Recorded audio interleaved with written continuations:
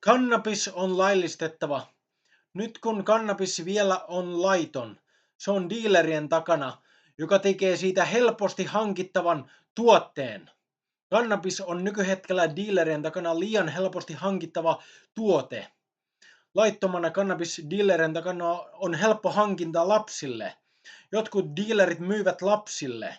Kannabis pitäisi olla 18 tuote, johon pitäisi tarvita henkilöpaperit valtion toimesta. Kannabis on laillistettava. Kun kannabis olisi valtion takana, ei tapahtuisi porttihuume-efektiä. Laittomana kannabis on dealereillä, jotka usein myyvät turvallisen kannabiskasvin lisäksi todella vaarallisia huumeita.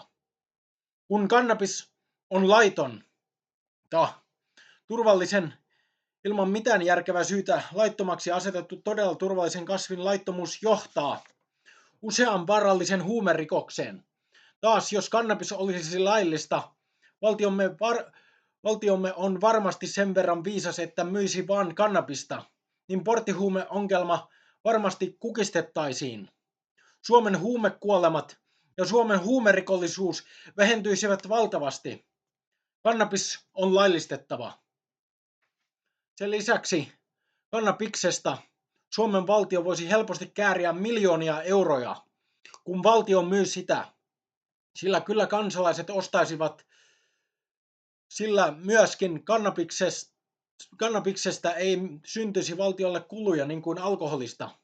Kannabis ei tee ihmisistä väkivaltaisia niin kuin alkoholi. Kannabis ei saa ihmisiä riehumaan niin kuin alkoholi. Kannabis vain tekee ihmisestä rauhallisen ja rauhoittuneen. Kannabis on laillistettava. Kannabis on laillistettava. Kannabis on laillistettava. Kannabis on laillistettava. Vuosittain tuhansia ihmisiä tappaa ja surmaa itsensä alkoholilla. Jos laillistamme kannabiksen, nuo kuollonnumerot laskisivat, sillä kannabiskasvi ei ole surmannut koko sinä aikana, kun kannabiksen olemassaolosta on tiedetty ketään koskaan. Noin 8000